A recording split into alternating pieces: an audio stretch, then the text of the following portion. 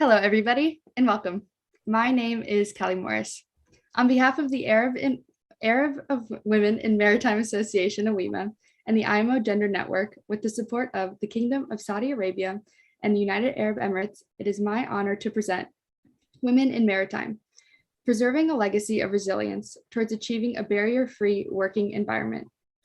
This virtual roundtable is the first of its kind, and it's in celebration of the inaugural International Day for Women in Maritime, an initiative brought forth by the IMO and its member states in order to celebrate women's enriching contribution to the industry, emboldening recruitment, addressing gender imbalance in maritime, as well as supporting the retention of female involvement to the sector. This momentous occasion presents the ideal opportunity to present a platform for the trailblazers and allies from the diverse areas of the sector, such as finance, government, ports, legal, shipping, on and offshore activities, as well as education, to discuss issues facing the industry and use their experience and perspective to provide productive solutions. Unlike a traditional webinar where there's a presentation followed by some questions, we will have our expert moderator ask our distinguished panelists their certain questions and have them share their experience and perspective for these very important issues. If you have additional questions or comments, please leave them in the box below, and I will ensure they are passed on to AWIMA and the IMOGENder Network and other respective parties. While this event is the first of its kind, it will not be the last. It is our hope that this roundtable creates a legacy of empowerment that will be replicated in order to continue to work towards creating a collective improvement for the collective industry and the community. The International Day for Women in Maritime encompasses the United Nations Sustainability Development Goal 5 of achieving gender equality and empowering all women and girls. Gender equality is not only a fundamental human right, but one necessary for a prosperous and sustainable world. I would like to present the 2022 video from the Secretary General Katak Lim of the IMO to elaborate on the importance of this very special occasion.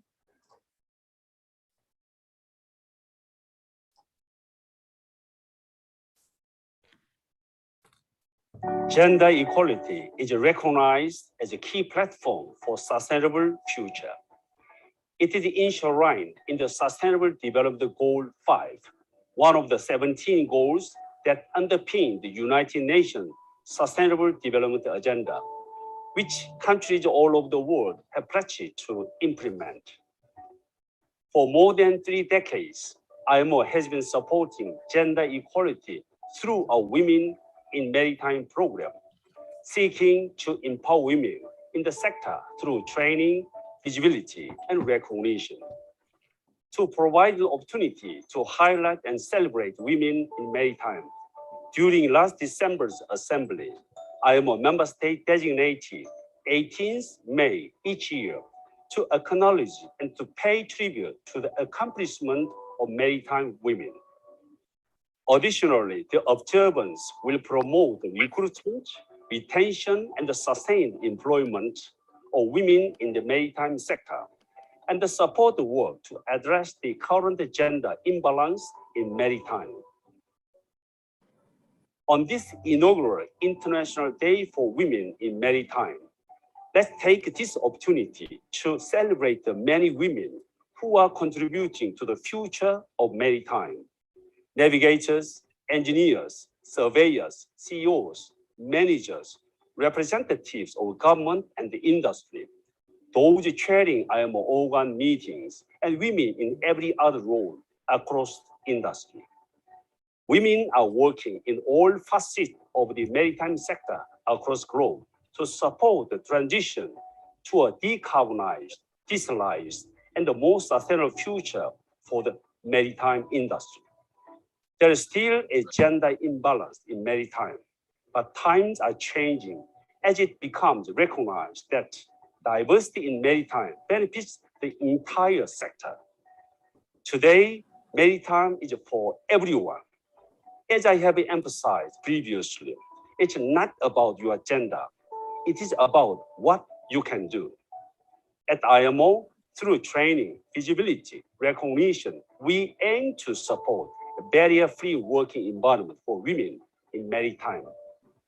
Let's work to break down barriers and ensure that we create a work environment that is enabling, supportive, and inclusive of diverse participation by all, without hindrance in the maritime community.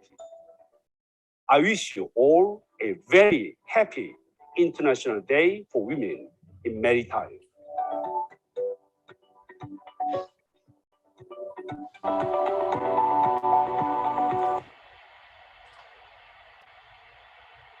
And on that note, I'm very pleased to welcome Dr. Michaela Muscat, Alternative Permanent Representative of Malta to the IMO and IMOGEnder Network member.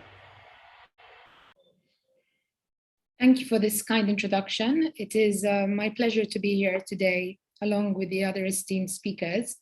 And I would like to start off by thanking the organizers, AWIMA, for being so supportive of IMOGEN and for organizing this first of its kind event. I will be speaking here on behalf of IMOGEN, which is the IMOGEnder Network made up of maritime diplomats, men and women who are all working together towards a common goal, that of bridging the gap when it comes to gender equality. It is my pleasure to be here today, especially because the UAE and the Kingdom of Saudi Arabia, members of AWIMA, are also two of the founding members of IMOGEN and have contributed greatly to the establishment of this organization and to the furthering of its goals. It was only 3 years ago that we were all working on the resolution that would bring forth this network. And the resolution, in fact, influences and inspires the title of this webinar. And the aim was always to break down the barriers that have been the cause and the obstacle of gender equality. And to this end, as the Secretary General himself has said, His Excellency Kitaklim, it's not about your gender, but it's all about what we can contribute. So over the past 3 years, we have been working towards this goal. 2 years ago, launching IMOGEN, which is a network made up of all of the member states that wish to further this goal. And since we have been working on a number of initiatives and events that link up and reflect the aims of SDG 5 that have been mentioned by the Secretary General, as well as the host of this webinar. And amongst some of the initiatives that we have all worked on collaboratively as member states, there's the Mentorship Program that we launched a year ago at IMLI, which is the IMO International Law Institute, and which I'm delighted to say, with the collaboration of all of the delegates that have taken part and have acted as mentors, we will be launching the second phase to also include the World Maritime University. We have also hosted a number of webinars, and the aim has always been to provide a platform to share best practice, to reinforce these values, and also to reach out to the younger generation, as we say, to keep the door open and throw the ladder down, so as to assist and mentor and work as role models for younger women who are interested in maritime diplomacy. Thank you for having us, and I look forward to participating in the debates that follow. Thank you kindly. And with that, I would like to present our very distinguished moderator, Ms. Afat Mustafa, the Executive Director at Tactics Creative Communication and Managing Editor at Marathi News, and the Marketing Communication Officer of AWIMA, for engaging roundtable discussion. Thank you. Thank you, Callie, for passing the mic to me. I'm really glad of seeing everyone over here. And tomorrow we're celebrating the International Day of Women in Maritime, celebrating diversity, celebrating empowerment, resilience, a lot of key contributions of the right caliber into the sector. So basically, before I start my moderation for today, I'd like to present some of the key facts about the importance of women in the maritime industry. starting from the first fact that women are essential to a valuable and robust future for the maritime. Diversity is important, like referring to what His Excellency Kitiklim said. Diversity is very crucial to the industry for all the stakeholders because it brings in the skills that move an industry forward. It's very important to emphasize the importance of diversity towards the development of the sector itself. The shipping industry needs to rebrand itself to fix the recruitment problem. As it was mentioned in the video, like shipping is for everyone. So basically, all the candidates, irrespective of the gender, has to have a fair contribution and a fair access to the recruitment opportunities in order to make sure that also from a recruitment point of view, the stakeholders in the companies are recruiting the talent that they need in shipping, the talent that they see as diverse, young, adaptive, and digital. Moving to the third fact, the number of women in the maritime and their influence is growing steadily. Unfortunately, we're still at the 1.2% of seafarers working in the maritime sector for a long time. And the reasons, there are a lot of reasons behind this in terms of the steady movers that goes to the lack of opportunities, the lack of caliber, the lack of the accessibility to the right education and training as well that we are going to discuss today in our panel. And then moving to our fourth fact, which is you don't need to limit yourself to be an engineer or to any technical professions within the sector. And as you notice, our panelists today, I was very selective in terms of getting the panelists with diverse backgrounds, representing legal, operations, representing ports, government, representing education as well. So we should security and safety. We shouldn't be limited to the technical jobs. We shouldn't limit the contribution of females to only technical professions. And last but not least, which is starting our key question with an argument, which is unfortunately some of the empowered females are not qualified with the sense of they don't have access to the proper education and training. The capacity building criteria and the capacity building skills are not there yet. So which is moving me to the first question: what are the skills, both soft and hard, that are critical to the for females to jump in the achieve development in the career ladder, either government, either private sector, or entrepreneurs? And I'd like to start with Her Excellency Hassa Al Malik, the Executive Advisor to the Ministry for Maritime Transport Affairs at the UAE Ministry of Energy and Infrastructure, to give us some insights on the needed skills for women to excel in the industry and to prove that they are women of caliber. The floor is yours, Your Excellency.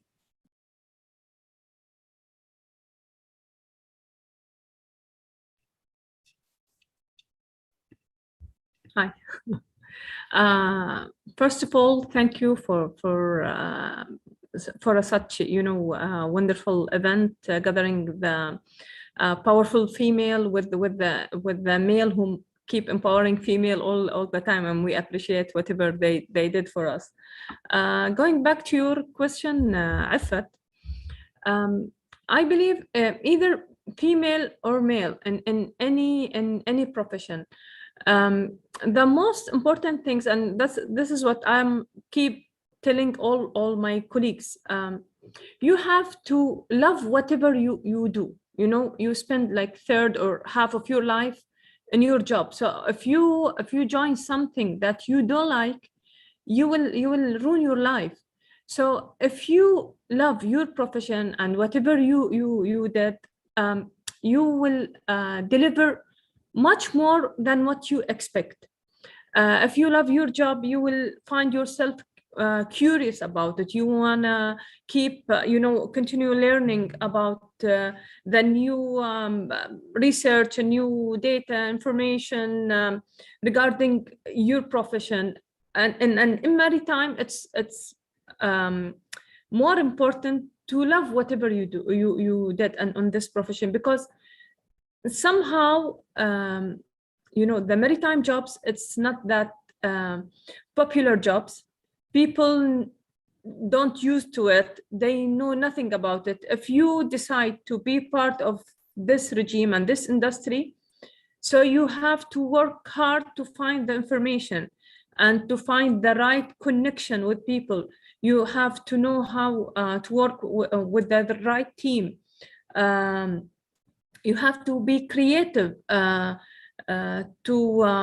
solve the problem in a proper way, because or to make or to develop your job in a smart way, because still this industry little bit late on the advanced technology, but this is also the new trend nowadays. So you have to be curious, you have to be up to date with the technology, because the new trend now with the digitalization, automation, the AI, so you have to have this skill and know how to use it on your job. You have to be logical and putting any idea or any thought, because again, it's not that popular industry. People used to work with somehow little old mentality. So you have to be very logical. You have to prove that the new idea. You have to be curious, work with the team, taking responsibility of being there and connecting with the team. So I try to, as you ask, it's like it's not only it's a hard skill, it's soft and hard skill, and somehow it's a little bit very unique industry. So you have to have more skills on it to become a pioneer on it and success and become really on caliber on it. Thank you, Your Excellency. You actually depend on two integral skills of you need to be dedicated and you need to be very reasonable about where you want to achieve and how you want to achieve your goals and where you see yourself. Like the sky has no limit to everyone, and this is something like that everyone wish, but being reasonable is very integral for respective to gender for any of the career progress. So this is I'd like to hear from Jasmine on the same thing with regards to the skills that needed to be acquired by a female in the sector. Especially you have a success story behind your business as well, Jasmine, in the UAE, and I'd like to hear for you representing the private sector as well.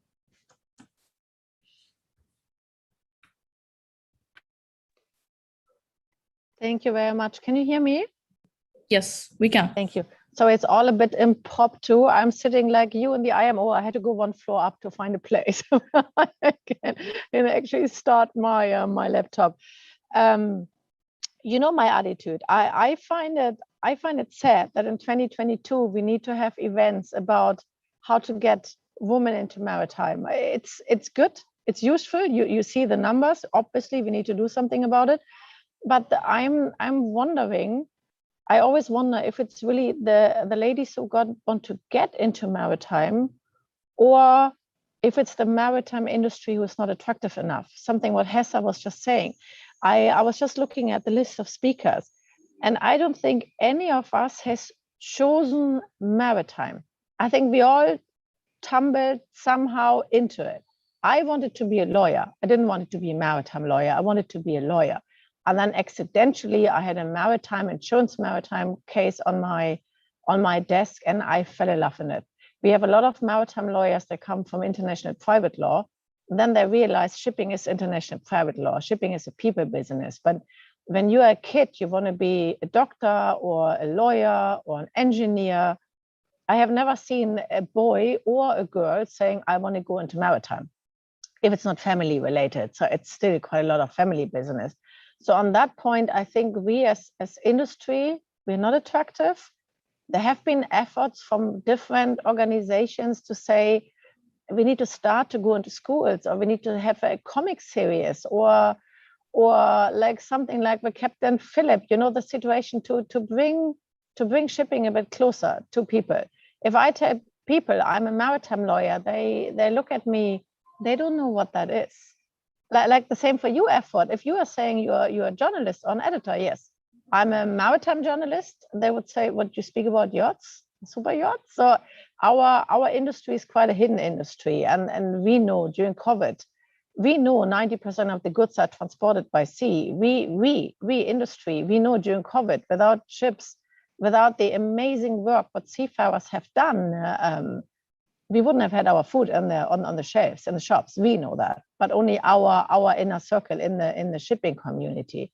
So there, I think maybe the IMO needs to have some efforts to make shipping a bit more attractive. That is a background to say we want talent. I don't want women or men. I want talent. I want talent to join the industry. I think with AI and all the new developments, I think in a few more years, it will be very attractive to move into shipping, because shipping will be so cool. Because this is not a moment we are a dinosaur industry. We stand for oil spills, for disasters, outdated paper documents. We are not a cool industry. In a few years, when we have automated ferries and everything is very, very up to speed, maybe that attracts a bit more talent. Now for the question how women can go in, it is a choice in many countries. Luckily, it's a choice. In other countries, you're right, women haven't got the access to education, and that is something very serious. But it is your choice to go in. Getting in is always a bit harder. Many women, they speak about in interviews, they ask, oh, so you can work 12 hours without a break? But I think, who works 12 hours without a break? Why are you asking questions like that? Many women are still asked, it's against the law in many countries, but they still ask, so what is your family plans? I don't know why it's still seen as a hindrance when a woman has a baby and still wants to stay in the career. But I liked what you said in the presentation. To be in shipping, you don't have to be a master mariner. You don't have to be a chief engineer. Shipping is such a huge, huge industry. You can be onshore, you can be offshore, you can be on the margins, you can be in HR. In HR in a shipping company, you can be in crewing, you can be in ships finance. So there's so many areas. I know so many fantastic shipping people who have never set a foot on board a ship. Really, but they're still absolutely amazing in what they're doing. So that is maybe something to address as well. So it's Jasmine, you would say that it's not just about searching for the caliber. The sector itself need to promote its attractiveness. Yes, and to what extent it's lucrative enough to attract the right caliber before we dig into the caliber itself and either they are qualified or not, which is really a valid point to be considered. I keep saying that for 20 years. If you shipping only ever comes into the news when we have an oil spill, only ever, or when we block the Suez Canal. So we haven't got a lobby. We haven't got a good lobby. We are only ever in the press for that. But as I said, the good news, without shipping, COVID would have literally finished humankind. You don't ever see any news article about that. So I would ask organizations like Maersk, like DP World, like the IMO to start initiatives to lobby for shipping. Have maybe the good stories, the good stuff we're doing. You see signs from seafarers saying, help me, we are not being paid, but you don't see the other side. So somehow I find that is at the moment, I would consider that the maritime industry is a very unattractive industry. I mean, you look at Netflix, you see series about doctors, lots and lots about hospitals and lots about lawyers. Have you seen anything about shipping or ports? Yeah, wouldn't find it. So we digged in some of the solutions that we're supposed to actually discuss at the end, but this is very valid, Jasmine, as usual, expected from your end. Nicole, how would you buy this attractiveness, since you're representing Lloyd's Register and you're head of external relations? So from a corporate point of view, again, back to Lloyd's, how would you promote the attractiveness of the sector internally and externally?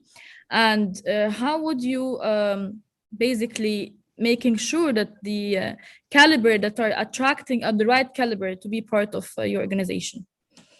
I think shipping has a visibility problem, and shipping people tend to talk to other shipping people, and they don't necessarily engage with the right audiences. We have everything in our power to become a cool industry, as Jasmine references. It's good looking, it's wonderful assets, it's wonderful people. doing a valuable service on a day-to-day basis. There's no question of shipping's role during the pandemic. I mean, what I've noticed, because I'm also like you, Efat, I'm a former journalist, there has been a change in the way people are starting to observe shipping. We get far more mainstream headlines. I mean, I was almost late for the school. I was supporting a story with one of the big global publications who are taking a much keener interest in the work that happens in our industry. One of the big challenges is that we don't engage with the young as well as we could have. Case in point for me is I've got daughters. I went to a parents' evening school. The careers counselor asked me what I did. I said I worked in shipping, and he started laughing because people who worked in shipping would wear a uniform of some sort. He was a careers counselor at 4 schools, and he had never once showcased the wonders of the maritime industry to any group of girls in his care. There's a lot we can do, but to sort of bring us back to, you know, what one needs for success in our industry. I mean, Her Excellency pointed to many of the key skills, you know, the passion and the drive to do well in an industry. But there are also a number of other skills that will transform our industry. And that's, if we are good listeners and learners. I mean, it's very easy to get ahead of yourself and assume knowledge. Maritime industry is probably the most collegiate industry in the world. People always want to help because they really are keen for people to understand what's going on and to actually understand the dynamics between the various players in the industry. And it's also, I mean, I think, you know, there is a requirement in our industry for tenacity and resilience. And by tenacity, I mean, there are times when you've actually got to stand your ground and you've got to fight for what you believe in, and you have to make yourself heard. And then resilience. We don't always get what we want, but that doesn't mean we stop. That means we sometimes have to pick ourselves up, dust ourselves off, and try again. And I think that resilience message is absolutely key. I mean, the conversation we have about women in the industry, it's not a new conversation, but it's about us finding a way to make for people to realize that there's a lot of value in maritime. They're great careers, many different career tracks. And, you know, everybody loves a story, but we don't tell enough stories about what happens in our industry. So with that, I mean, in terms of the key skills, I think it's also fundamentally down to also treating people the way you'd like them to treat you. I mean, we want other industries to recognize us, to recognize them, and we need to make sure that we celebrate the good work that in our industry, and we ensure that people know about it. So I'll leave you with that. Thank you. Thank you, Nicola. And before we move into the next argument, Kelly, can just stop screen sharing and let's take the group photo that we were planning to take at the beginning of the panel.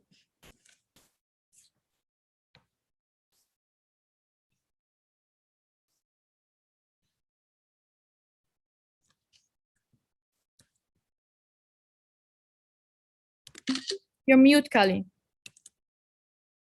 Oh, sorry. Okay. 1, 2, 3. Thank you. Okay. Moving to our next argument of today, which is basically there is an ample evidence that investing in women is the most effective way to advance in the maritime industry. Do we need to still fight for equality, or it's about equity? So I'd like to hear from His Excellency Engineer Isam Al-Ammari, the KSA Permanent Representative to the IMO, especially focusing on the IMO contribution towards the development of the right female caliber. In the video, have seen His Excellency Kitaklim refer to the contributions of investing in training, investing in visibility and recognition. So how did you comment on this, Your Excellency Isam? Thank you, Efat. Thank you, everyone. It's an honor to be in such distinguished group of maritime leaders and mainly women we can see here. I don't like the word equality because it doesn't exist for me on this matter, because we are equal. No need to ask for it. I think equity. Regarding really on training, and if I may a little bit move on other thing on this matter. So I discovered, I think we came all to the maritime industry by accident, and this is the case to everyone. This is common to many people. But I think there is a lot of efforts. There is a lot of females working in the sector around the world. We don't know each other much. I've tried to, myself since was appointed, to find out more women in the maritime. And then I was surprised to see a lot of female leaders in the maritime sector in the region, in the Middle East. And even I went back in history and I found, as far as I found out now, is the first Arabic woman leader in maritime. And that goes to the 15th century, back in 1485, as Sayyid al-Hurra. She was the first Arabic captain, I'd say, or head of maritime. But I will go back to your question, Afat, which is, again, it's important. We need equity. We need more female leaders. We need more female trainings. And we need to know what others are doing. You know, an IMO, as Dr. Michaela said previously about the IMOGEnder, but also under the IMO, there's 2 institutions that they are doing a lot of training. There is a lot of scholarships. This is WMU, World Maritime University, and IMLI, Institute of Maritime Law in Malta. They are doing great programs. I was really happy and surprised with the numbers when I went to the Arab Academy with you and with Her Excellency Hassa and the team when I was in the UAE last March. Seeing this, featuring those future female leaders in the sector, that's a very good aspect and in a positive way. And here today to see 2 of my colleagues from Saudi Arabia, Dr. Umayma and Engineer Reem, participating in this panel makes me proud too, and to see that we are on the good way forward. And I'm sure we are learning from others, and this is what we have to do today. Thank you, Afat. Thank you, Engineer Asom. Moving to Catherine. So how would you bite, Catherine? Where are we standing as of now? And as, again, an entrepreneur in maritime security, and now you're running a very successful private business in the sector as well. So what's needed to be done? Is it, again, the fight for equality, equity? Obviously, it's equity. If it's the fight for equity, where are we standing at the moment? First of all, thank you, Afat, for having me here at the panel. And I'm glad to see lots of friends of mine here at the panel, and gladly will answer your question. As in, I think myself, actually, talking about tumbling into maritime industry, I actually dreamed to be a politician. Luckily, I didn't become one. And I got into maritime security when one of the vessels was hijacked by Somalian pirates, and we were handling the negotiations with them. And that's how, at the end of the day, I'm in maritime security business for the last 12 years. Now, talking about the equity and equality and fighting for the women's rights, I do think that's very much of an ongoing process that never stopped.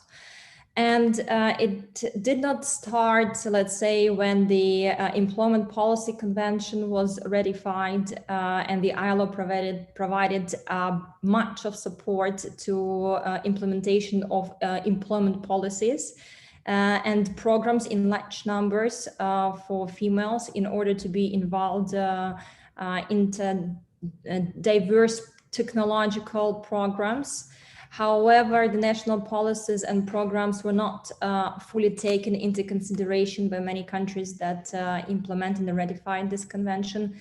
This is an ongoing process where everyday effort matters, because nowadays we do still face a lot of barriers, and well, we still have gender stereotypes, absence of equal pay, and the main reason for the gender pay gap rather be a result of structural sex discrimination in many countries, family responsibilities, and I'm sure women that have children, and they understand me here, because the core concerns are here to enable women to combine their reproductive and productive roles successfully, and prevent unequal treatment in order to keep their jobs.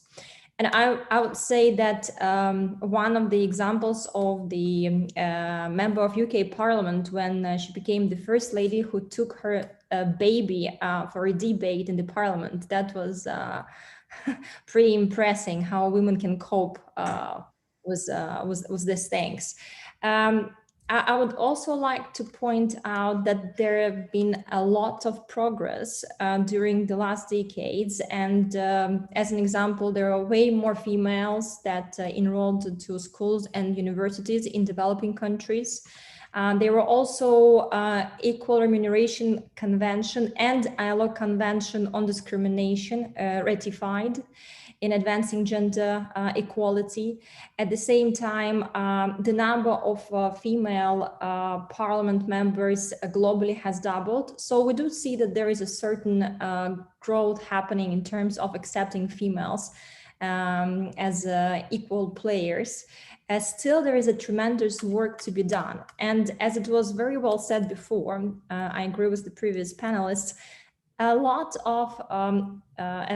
of information exposure has to be done.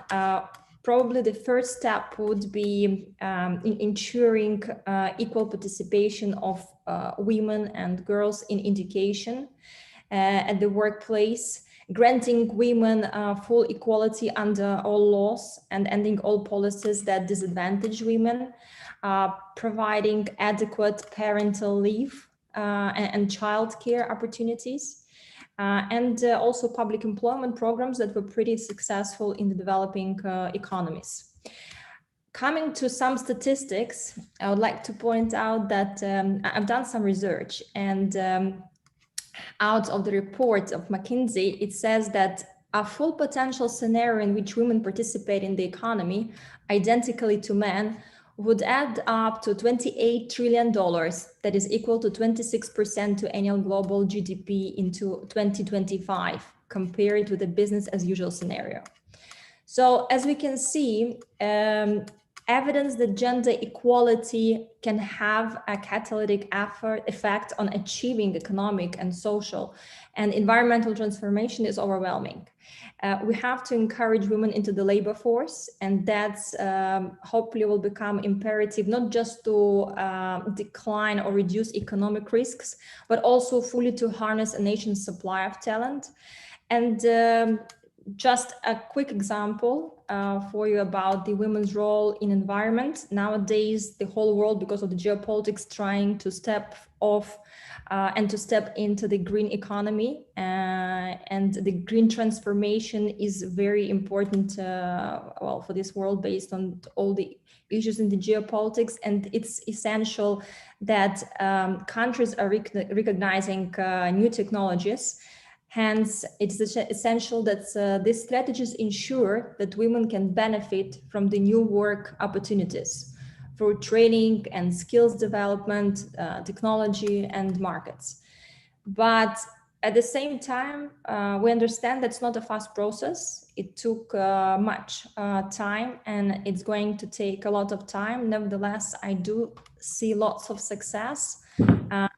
And I do think that in order to be able to transform ourselves, our families and societies, we do need to fight on everyday basis and work hard to achieve and accomplish all the sustainable development goals. Thank you, Kate. Thank you for your insights. And this is again, bring us back to Jasmine's point, which is work more into the attractiveness of the sector itself, and to what extent this sector should be properly promoted to the females, so they can come and join and invest time and dedicate their time and all the knowledge applicable in order to advance the industry.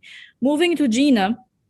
So Gina, you have now heard a lot of arguments from different panelists. So how would you define the contribution of females in industry, and where do we stand now? So Kate and all the Jasmine and all the previous panelists, they were presenting the good part out of women contribution, yet we are still at representing the minimal percentage of of the industry worldwide. We're still at 1.22% worldwide. So what would be the reason behind this? And again, where we're standing? Thank you so much, Fad, and very inspiring input from everybody. And first, thank you so much for putting this together. It's amazing to be here. And of course, to the organizers and hosts, to see so many exceptional women and powerful men allies, because we need them in this journey. So your question is actually very interesting, and I think we need to be asking another question in this respect that follows from what Jasmine said and what Kate said and everybody has been saying. So are we operating on a level playing field, which we're not, unfortunately? And Kate said earlier, it takes time, and it does. I mean, it takes centuries to change the mindset. And unfortunately, we have only started this discussion and lobbying on gender equality over the past few years. So it's amazing that the IMO has set a date that we can celebrate this and be taking this agenda forward. When it comes to equality and equity, in my mind, I would kind of agree with His Excellency Engineer Sam on that we shouldn't be even discussing equality, but unfortunately, it's still there. In the maritime industry and generally, we should see this on three levels, right? So the first is the global workforce and what we're doing in that respect. And the second is women on boards. And of course, in maritime, we also have the issue of women at sea. For the first two, probably we need to prioritize equality because the perceptions are still there. And even though they may not be asking the questions of what a woman has or sees as a family plan and from personal experience and what her plans is in having a family, there's an implied and an assumption there of what you can be as a woman, what you can be as a mother. And then when it comes to sea, probably the focus should be a lot on equity because you do need to be accommodating. You have these people who are working 24 hours on a particular venue, so you have to accommodate to the needs and create a more fair level playing field, basically. So basically, as a brand strategist myself and a legal strategist, I feel that it's very important to be rebranding not only the industry as such and making people aware, but also rebranding the role of women within the industry and how they see us. It should no longer be a fight. We should be rebranding it as a better future, the only way forward, and breaking this bias of what we can be, what we should be. And probably the only way to be doing that is have the support of male allies in this journey, of ourselves becoming more vocal, and of policies that will be in place and help support this venue. So grasping every opportunity and seeking every opportunity and creating the opportunity is, I think, the way to continue this fight and give it a positive twist to finally reach those goals. Thank you, Gina. This is very helpful and impactful as well. Let's move to the very interesting part of the discussion, which is what do we bring in plate? To what extent our contribution has marked distinctive to the industry? Why we should be considered? What features do we bring? What contribution? How do we make a difference? So as we move forward, what qualities do women bring to the crisis and the recovery as well? I'd like to hear from Sarah. I'm not sure if Bridget is with us. I don't see her around. Bridget, she's not with us, presented today. So let's move to Sarah. Sarah Charles from the Cluster HR Director for Zvestermia. So Sarah, how would you buy the arguments? Thank you for the lovely question. Look, I think when it comes to a crisis, women bring 4 critical qualities to the table: awareness, vulnerability, empathy, and compassion. And these social and emotional qualities, I think they're highly sought after these days, especially since we've just navigated our way through the global COVID crisis. So these qualities has been proven through study are more developed in females, and study has shown that men in a crisis are most likely to prioritize operational needs and important meetings. So I believe in a crisis, this gives women the opportunity to really step up as leaders and demonstrate compassionate leadership. I think we're able to prioritize well-being, mental health, and really make a positive impact on people's lives. I think compassion and these other qualities that I've mentioned are just really critical in dealing with a crisis in an effective way and setting the stage for recovery. I think women have the ability to look outwards. They're able to help employees cope with their emotional needs through a crisis and their immediate needs, playing a crucial role in making sure that everyone is heard and included, and people feel like they're dealing with this crisis in a collective manner and they're not alone. They're able to freely express their feelings, and women can foster an environment of psychological safety.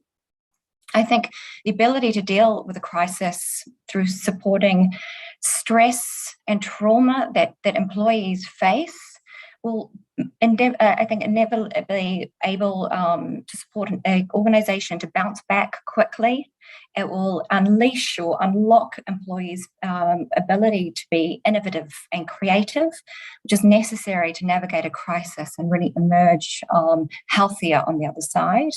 And I can really sort of put this into context because recently I was part of a crisis team. Unfortunately, we had a bit of a tragedy that occurred in our company, and I was the only female on this team. And what really set me apart from my colleagues was the ability to deal with this crisis and deal with our employees in an empathetic and compassionate way, and to have the awareness to try and guess what our employees will need tomorrow in terms of support, so we could stabilize the workforce and really help them bounce back.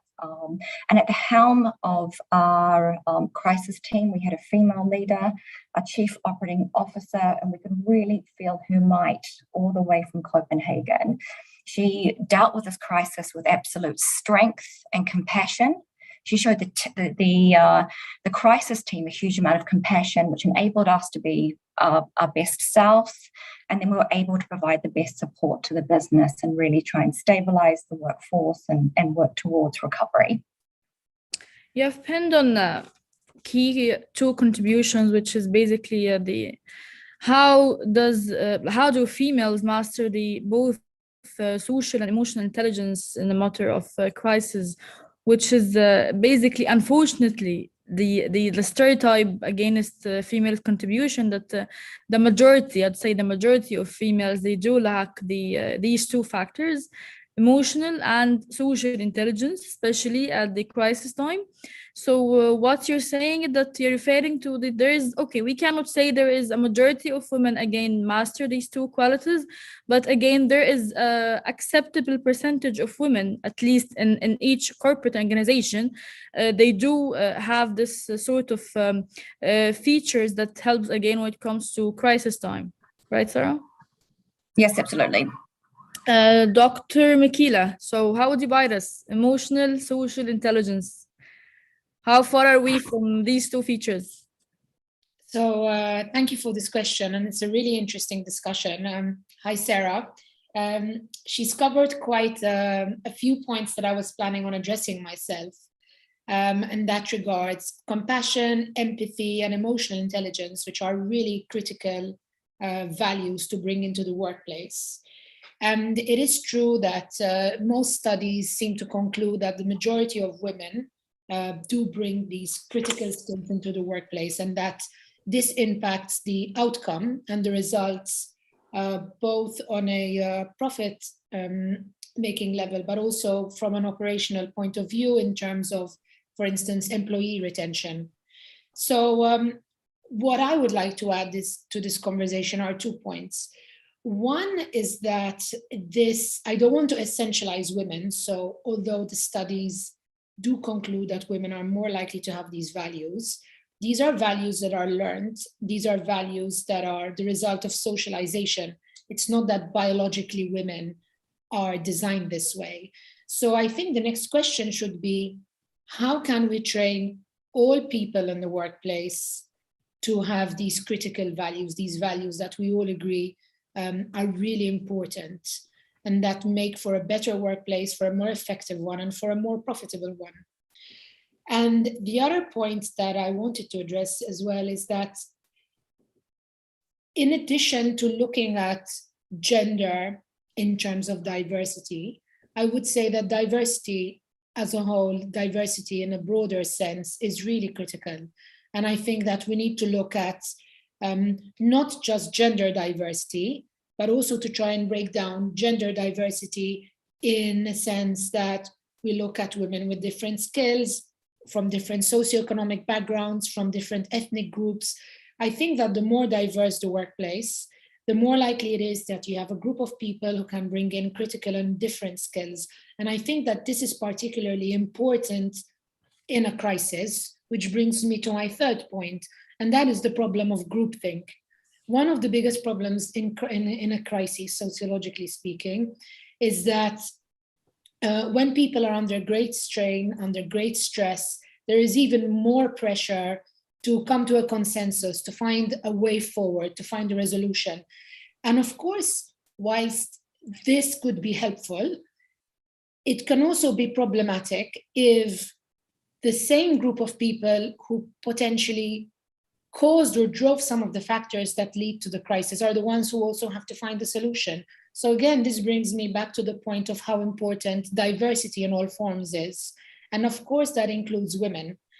And I was quite struck by what Jasmine said early on about how we all sort of fell into this sector accidentally. And I was thinking, you know, of course, that's also true in my case. I was interested in politics and in diplomacy. There was an opening that happened to be politics and diplomacy and international relations and maritime.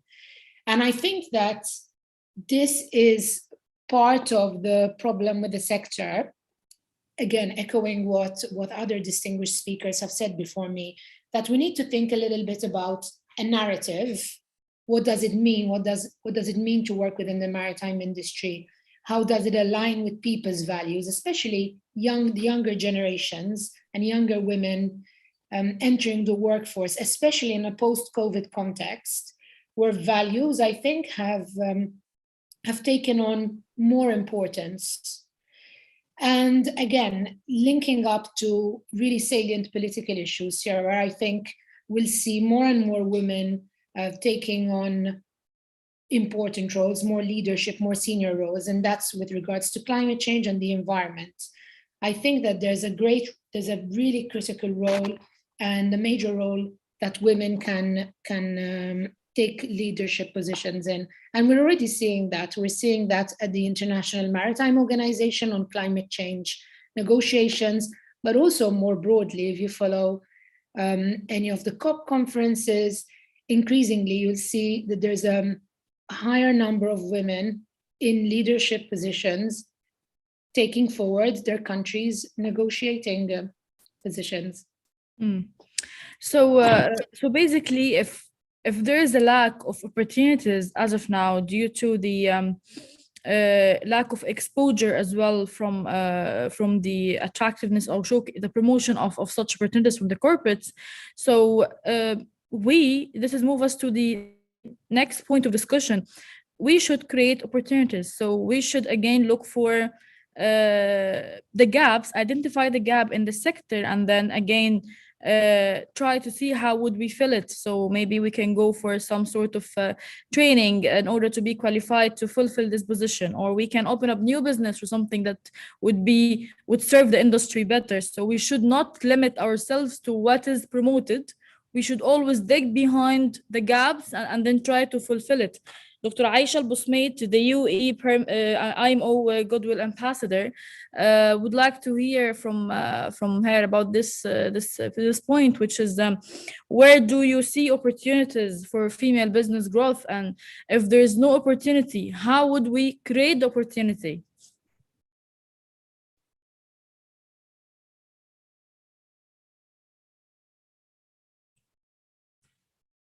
Dr. Aisha?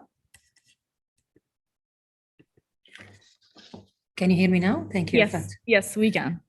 Thanks, dear. And good afternoon to all. Actually, I want to thank the IMO for supporting women in maritime and empowering them in this important sector. And I would like to thank AWIMA for organizing this event and having me with you today. As we are talking about women and maritime, we are actually by default achievement and work.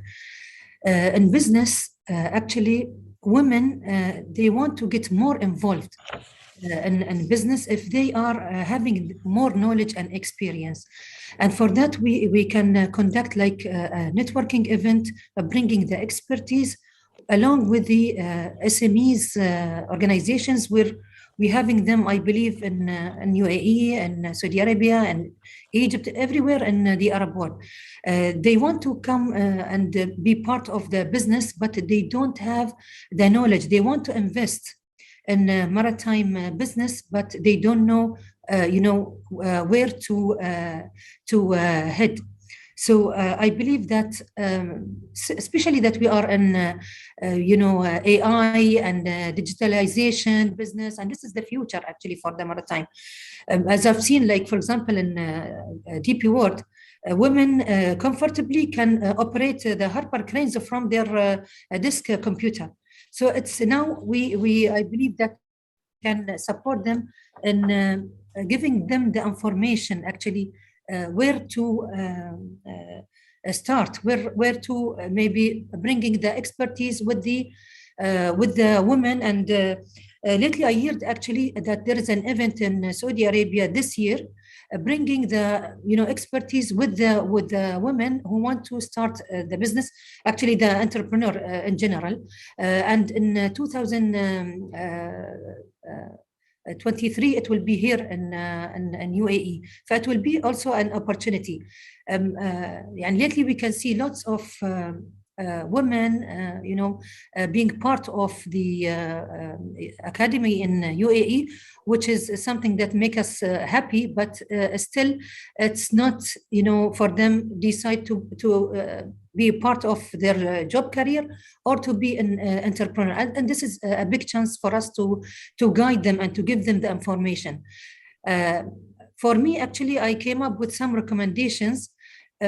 First of all, I believe that we need to create a maritime open data platform that, give the information nowadays is power. It will give them. Aisha, I'm so sorry for interrupting you, but I would like to save your valuable contribution and recommendation to the recommendation session and call to action at the end, because this is something that we need to hear from you as an ambassador, and also you're interacting directly with the IMO, so we'd like to have this valuable.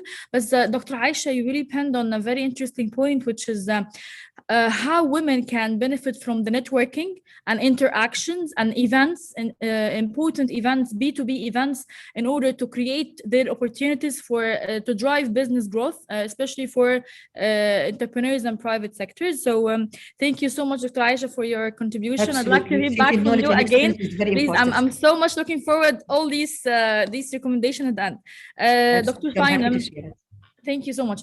Dr. Sainem, since you do represent also the insurance sector, and also you present Young Ship Turkey, so where do you see opportunities for female business growth, and where we're standing now? But before you pursue with your insights, I'd like again to emphasize that at the end we're having a recommendation session where we're going to size all the call to action recommendations and ideas to be submitted to the IMO representatives in both Saudi Arabia and Egypt, Saudi Arabia and UAE, in order to deliver them, especially with the support with IMOGEN and AWIMA, to deliver them to the concerned parties in the IMO, so we can drive better actions. Dr. Sainem? Thank you, Afat. First of all, I would like to thank you especially for your efforts. It's amazing to be here. I'm really glad to be here with all the participants and attendees, and of course to AWIMA and IMOGENder Network. So actually, I'm going to wrap what Dr. Aisha was saying, and also Dr. Muscat mentioned in her speech. So I would say first, like all the business, of course, growth takes time. So even sometimes we all can get confused about the perfect business idea. So options, that's to say, are endless. But more especially during the COVID times and after the post-COVID times, I would see opportunities and opening doors more in the environmental and tech sectors. So also Dr. Aisha was saying AI and digitalization is really important in my opinion.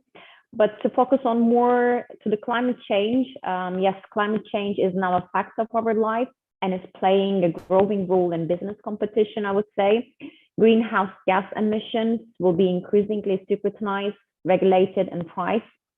So in this case, we can say that individual managers sometimes can disagree about how immediate and significant the impact of climate change will be, but I would see that the companies need to take action now.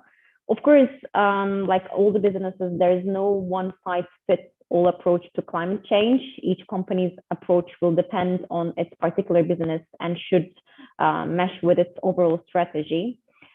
What I'm thinking is here is how we can cope with it and how we can manage the risk. Well, I think in this case, we can easily connect with other entrepreneurs in the sector, and joining a network is always, I would say, encouraging. Hearing also each other experiences, as like even today, doing the brainstorming will make us and help us understand that as what we say, those at the top of the mountain didn't fall there. So basically, we all struggle on the way to success, and discussing the business opportunities and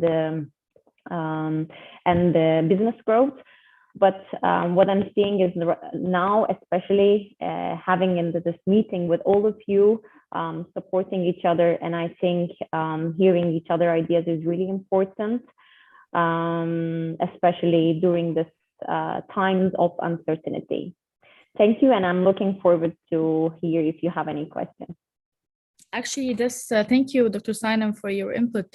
This session basically brought up some of the key like career opportunities and progression in terms of AI, in terms of also climate change, environment protection, areas that females still did not yet dig the doors, did not qualify themselves with the proper qualifications and training in order to pursue their career in such important areas. These are again the future career progression. And thanks to Dr. Mikila, thanks to Dr. Simon, Dr. Aisha as well, of pinpointing on these future careers. That is again unlike what we are always talking in media when it comes to maritime. We move to our distinguished panelists, Dr. Ibrahim Baheri, Lev Irini, and Dr. Captain Ahmed Yusuf. So basically, how will business be conducted in a different manner from a pre-pandemic year, where irrespective to all the discussion that we have again started with this panel? I'd like to start with Dr. Ibrahim Baheri, the MD of WNGD MENA region. Thank you very much, Ifat. First of all, I'm very impressed, highly impressed with all the panelists for what they have addressed today. Makes me more and more proud of you ladies. Talking about the business and enhancing, empowering the woman role in maritime, I would just like to be a little bit more specific. I think that the woman has done extremely well in the maritime section in general, in finance, in operation, in HR, in legal and contract, administration. But to be more specific, where we in the industry, as industry partners, what is missing or what we are lacking to support the woman in the marine is the seafarer. The woman as a seafarer. I believe that this role has to be more and more enhanced. I don't think we have reached it to the level that we are looking for. You see, talking about the role of the woman in the maritime, being a seafarer, we in the shipping business, it's a very niche business, as all of you know. To have the woman having their fair chance in that field, we need to give her also the right tools and the right resources to become successful. The marine business has two main elements which different from any other business. For instance, I mean, Jasmine talked about being a very successful lawyer, and she's sitting on the top of one of the very successful law firm here in the Middle East. and so many others as well. But in the Marine, if we need the woman to play the same role in the Marine as seafarer, then we need, number one, education, which I think this has been very well covered by our Arab Academy, either in Egypt or here in Sharjah. And the second part of it is the training. Here is actually the pivot point here. The training for the woman as a seafarer to become a seafarer, it's not really fulfilled in our area, at least in the Middle East. Okay, I mean, we have so many other obstacles that we can talk. If we tailor-made these reasons for our area in the Middle East, there are some kind of traditions, there are some kind of beliefs from the business partners, whether the woman will be able to handle a successful role as a seafarer on board the ship. That's something really we need to discuss, we need to address. We need a lot of awarenesses with the business partner in the industry to believe, yes, if the woman is given the right chance to get trained and to complete her career to be a seafarer, I think she will be more successful than man. Myself, I have come across a very successful role models for the woman outside of our area here, where I have seen a woman, a lady working on board a VLCC, a very large crude carrier, as a pump man. Look at the title of the job called pump man. And that job was done by a woman, by a lady. That she was a Danish lady. Believe me, she did a great and excellent job, much better than a man. It's very tough job, but for a woman to do it in a very successful way, we have been all very highly impressed. So that's what I would like to actually highlight here. We need to enhance the role of the woman being a seafarer. That part need a lot of work from us in the shipping industry. Back again to your question, you were talking about the business. Yes, exactly. What are you expecting? Yeah. What are your expectation as, again, an expertise in the market representing also WNGD? As you heard today, the majority of the panelists spend on the point of investing in technology, investing in the future as well professions. So what are your expectations from females? If you're hiring a female and part of to be part of WNGD, what are you expecting from her to fulfill the scope that you're looking for? We in WNGD actually, we pay a very important role and value to the woman to play an active part in the industry. We as a technology provider and solution provider, we believe very much in the role of the woman. And if you look at the structure of WNGD, either here in the Middle East or in Switzerland, I mean, we have more women than men. The woman has proved to be very successful in our industry, in WNGD. You see them in the workshops, you see them in the assembly workshops, you see them in troubleshooting, you see them in project management, where the engine is getting assembled and getting tested and getting delivered and getting installed on board the ships. We have more than 50% of our employees, they are all women, either engineers or technicians or supervisors. So we see that the role of the woman in the industry is very important, and they have been very successful as long as the industry gives them the opportunity. So to justify how successful the woman is, we need also to see that the woman has given the right resources and the right opportunity and the right chances. And that's what we are doing in WNGD. Woman is working side by side by the men in the industry where we are in WNGD, and in a very tough condition, by the way. I mean, to have a lady in the workshop for more than 8 hours in a heavy industry where she's dealing with a lot of heavy parts and moving things from here and there and going inside places were really very difficult for a normal person to be in, like inside the crankcase of an engine or inside a liner or someplace to have some kind of inspections or to write some kind of a technical report. It's not easy. It's very, very special. And I'm very proud to say that the women we have here in our industry have proven that very well. But again, the chance has to be given to them before we justify. Chance and resources, as you mentioned. Thank you, Engineer Ibrahim. Let's move to Lev Irini.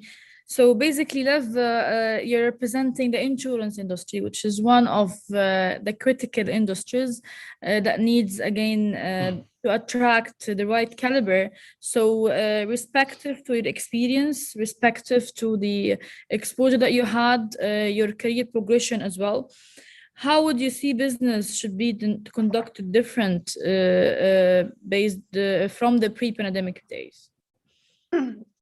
First of all, thank you for inviting me to this panel, and thank you for organizing this event. Listening to the opening remarks, I guess I'm one of the few in this panel that did not accidentally end up in this industry. I pursued a career in the maritime industry. I pointed out very early on that I wanted to work in the maritime industry, and I've been doing that ever since. So now 25 years down the line, there's been a lot of change. I must say, in the beginning, when I was a female, I even had to get comments in the early days for trying to be a shipbroker or working in a chartering department that if I'd been a boy, I would have gotten the job. I didn't hear it just once, I heard it several times. And when I started out, and I started working in a chartering department and then an operations department. I worked with ship owners within the offshore sector for many years. There were very few women in the operational departments. The women, they were in HR or they were in finance. And I must say now, 20 years down the line, the networking and the women trying to work together has really proved results. So when I started out, we didn't have discussions about females on board, or we didn't have discussions about how to get women in key positions. And this has changed a lot. And I think women have started to realize that networking and helping each other has really proven to be a key success factor. Because in the beginning, a lot of women were actually hindering each other's progress. So this is a huge change. And I think a lot of the success you're seeing now on a relatively short scale is because women have started to work together and help each other and empower each other, and also strong allies from men helping us on the way. When it comes to your question, I really see a big change in the industry sort of post-pandemic. Prior to the lockdown and prior to early 2020, digitalization was high on the agenda in the maritime industry. I always said I work in a very conservative business. Change comes slow. And the business started to really come together to understand that facing challenges going ahead, digitalization was key. At the beginning, it was because of how to meet the zero carbon goals. But during the pandemic, I really see an accelerated change. They were forced to change during the pandemic, and a lot of good has come out of those changes in a more digital environment. We see it has really changed the way we conduct business. I think it has, within days, people had to start working from home. Nautical colleges had to move to e-learning. We started having surveys online, even officer examinations were done online, even pilots began to deliver pilot services online, which is a huge change in a relatively short scale. And we see on the vessels, the sort of the daily transmission of data jumped from 3.4 gigabytes per day to 9.8, which is like 3 double. So there's been a really, really rapid change. And I think that we saw during the pandemic that our seafarers were very much at risk. And it was hard on the seafarers. They were stuck on board vessels for a very, very long time. It was hard to do repatriations. It was hard to even take care of sort of ordinary medical cases. It was really tough on the seafaring community. And I think we're starting to see sort of the negative effects of that. we are going to have a lack of skilled workers. A lot of new cadets have been put off by the risk of being stuck on board for 11 plus months. So we really need to attract new skilled labor. And in that, we need to start tapping into sort of the female workforce as well. And I think now that we have e-learning, we have also a more sort of a global reach for attracting a talent. I think it's really now a good opportunity for more females to be recruited into as seafarers. And also with more technology on board, autonomous ships, etc., it's a different type of skill set. And it might also be more attractive for females to move into that space. I've spoken to a lot of the people, several ship owners that I know along the west coast of Norway and also in other parts of the world. And I asked them about how do they see a diversified workforce on board? Do they see measurable results? And they all came back and they said that they've seen extreme good positive results from a diversified workforce on board. And not just diversified in terms of gender. It is really important that it's diversified in terms of skill sets, background, age groups, and gender. Thank you, Love. That was very insightful. Basically, attracting and investing in new skilled labor. This is something that I can see the majority of our today panelists is penning on. And I'd like to hear from Dr. Captain Ahmed Youssef, the Associate Dean of Maritime Transport Technology College at the Arab Academy for Maritime Transport Technology in Sharjah. So basically, how is business conduct different and respective to the doing business climate that we're having as of now? It requires new skills, new features. What are your expectations, and how can we support Liv point, which is we need to attract the new skills, the new line of skilled labor as we move forward? Thank you, Afet, for the introduction, and thank you for the organization of this event. First of all, I would just like to highlight a term. Do we call it a seafarer or do we call it a maritime professional? Because we have many specialities in the maritime sector. So I was breaking it down now. So we have about 20, the female can work on board the ship, cargo ship, offshore ship.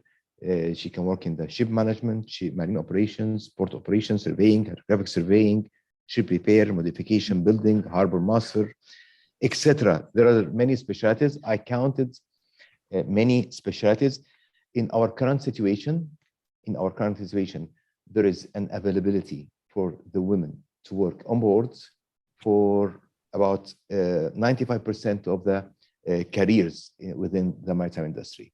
So the challenge for the woman basically is working as a seafarer on board a ship, which exists, I know, but this is still a kind of a challenging part of the whole maritime community. So we have 95% of the careers in the shipping and the maritime is available for women to go ahead and work on it. While in the seafaring, it had been still a question. Even though that the MLC convention that had been adopted in 2006 and it came in force in 2013, it had been amended in 2013. It had been in force. In 2016, it had been amended to accommodate females on board, to accommodate women on board regarding restrooms and bedroom separations. So I think regarding conventions are going on the right track. Or what we need to do now is to do a proper exposure for the maritime industry in order to specify that we are, I'm talking even about myself, I might be talking on behalf of Captain Marwa, because Captain Marwa, she used to be my previous student in the Arab Academy in Alexandria, and then she worked in the academy and she became my colleague. No, Captain Marwa, I shouldn't define her as a seafarer. No, she's a maritime professional. She worked on board the vessel, and then she joined the academy. She worked with me in the business development of the maritime sector, and then she moved to the industry and Hapag-Lloyd. This is what we need to do. But as long as we are defining the academy graduates or whoever, or even the bumpman as a seafarer, I think this is against all our marketing efforts, because eventually we are not seafarers, we are maritime professionals. Which Dr. Ahmed, sorry for interruption, again, proving my point when I started the panel, which when I presented the key factors about women in maritime, the shipping industry needs to be rebranded, properly rebranded. The shipping terms, terminologies, you pinned on a very interesting and very valid point, which is using the term of seafarers or limiting a technical term towards a profession for irrespective to gender, a profession in the industry. So using a maritime professional term or a caliber or some sort of, again, going generic in a rebranding way that does not limit the field itself, right? Exactly, does not limit, it limits it limits the ambition of any human being, any person, any human being. He's always been ambitious. He is looking for his own personal growth, continuing education, exploring better chances for himself. So this is putting a ceiling. So definitely this is a demotivating thing for any qualified person who is even joining the academy, even for males, not only for females, even for males. When I do introduce the academy, I always make sure to define the maritime professional, because he is not a caliber, he is a professional. We can play many roles. We play in the education, we play in the industry, we play in the training. Regarding your question regarding the opportunities post-pandemic, definitely the pandemic era had transformed the maritime industry and the maritime education as much as it had transformed many things before. I'm not going to get through many things like the congestion that we are having in the ports worldwide, the freights that had been jumped, the value of the ship, for an example, like a 5-year-old Panamax ship its value had been tripled. The charter rates had been increased like 274% over the same period of the last year. So definitely we are in need of shipping, we are in need of more ships, and this will eventually create more opportunities for the supporting industries to carry it out. I have read a couple of days ago an article that was really interesting to me. Guess what? Cyber attacks. The cyber attacks had targeted shipping and logistic companies, and this is a very common practice. It was found that 32% of the organizations worldwide do not conduct regular cybersecurity training, while 38% do not have a cyber response plan. So according to the current situation, that everything had been transformed digital, and we're pushed during the pandemic to push forward. So this topic can open many channels and many opportunities for male or females, because when I totally agree with His Excellency Engineer Assam.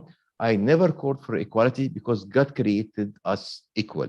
So introducing women, providing proper education, providing proper internships and training, this will introduce more number of candidates within the pool of the HR and the decision maker to recruit the proper person, regardless to the gender. So this will create more competition. According to that, you will get a better caliber working in each single position. We will be capable to face all these challenges, and will be capable to take things a bit forwards. So I think the future is based on conducting the proper training, the proper education. We have an MLC, had been amended in 2016 in order to accommodate the females. So we need to make sure that the maritime administrations are trying to push forward for this, are trying to make sure that working on board the vessel is proper and healthy environment, and to consider the mental health of everybody on board. And I have to get back to the first point that I have said at the beginning of my word. If we broke down the career opportunities within the maritime industry, working on board a vessel will represent only or maybe less than 5% of the careers. So we need to work together to do a rebranding to the maritime industry. And my personal point of view, let's try to get to avoid using the word seafarer, and let's replace it by a maritime professional. Thank you so much for your valid insights.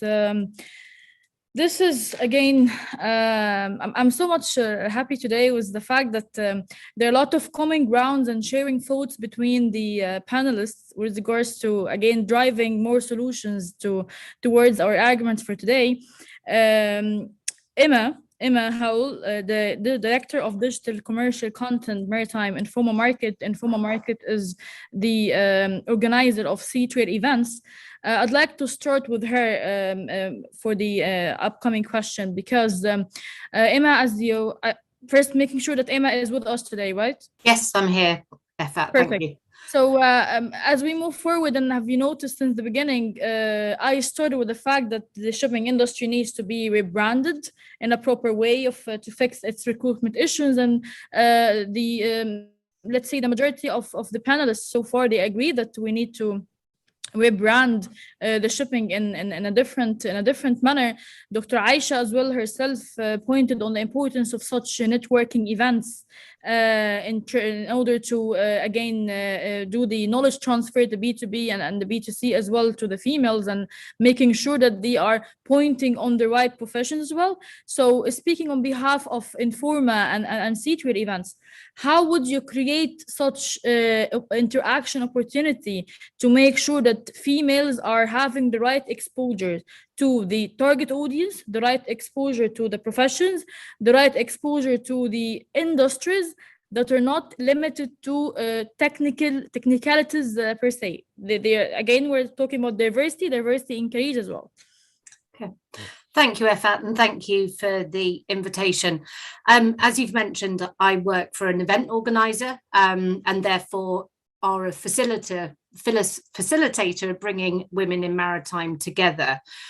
Over the last decade that I've worked within the event industry, and in particular the maritime sector, I've seen an increasing number of women in maritime leadership. And I think now we can act as a facilitator, as I say, at our events, to put women on a global stage, on a global platform. We can put them on panelists similar to this. We can put them in events. But we also need to ensure that companies are training and equipping women to be able to do that. Now, I was actually talking to a colleague of mine earlier, and we actually think, even as organizers, that there should be a mandate for companies that will only allow speakers to speak on panels if it's a diverse panel. And it's really holding event organizers like ourselves to account to make sure that we are being diverse and we are representing all genders on those panels. So in answer to your question, Effat, we can action and bring together the maritime sector globally. We have maritime events all over the world.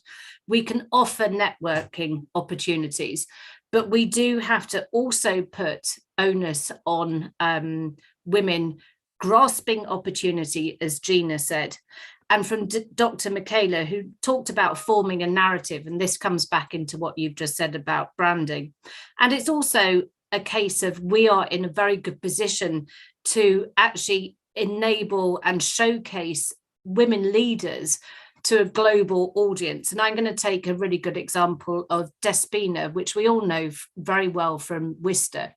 I interviewed Despina some time ago now, and that's a superwoman. That's a woman who's been able to take a family, take a business, take many associations and bring them all together and still be a woman and still be a leader. And it's those kind of conversations that we need to take out to our audience and showcase to those coming into the industry that they can really do it all, but the industry in turn has to facilitate and has to help those women be able to action that as well. And perfect, Emma, and I'd also like to clarify to everyone, events and like Informa event organizers like Informa as well, they're keen on investing on such diversity, and they're keen on investing on such opportunity as well, opportunities hub. So we'd love again to hear back from you in our recommendation session. But I'd like to hear from Engineer Reem Al Khawatir from Bahari. Again, how do we achieve a more diverse representation of women in maritime, respective to your experience, Engineer Reem in Bahari? Greeting all. I would like first to thank IMO for giving this wonderful event to participate on. Returning to your question, I believe by increasing awareness and emphasizing the figure of women occupying different roles through advertisement will have the great impact. This to show the possibility of a future job in maritime and other sectors. There are many sectors that don't have the direct interaction with the end consumers, like business to business. Hence, many people are not aware of those jobs and if they are capable of occupying it. So we need to expose those jobs in those sectors, especially maritime sector, to the females through either media, social networking channels, and through AWIMA to show those great opportunities in maritime sector and ensure that women are capable of doing it perfectly. Let us seed today to harvest in the near future. And thank you.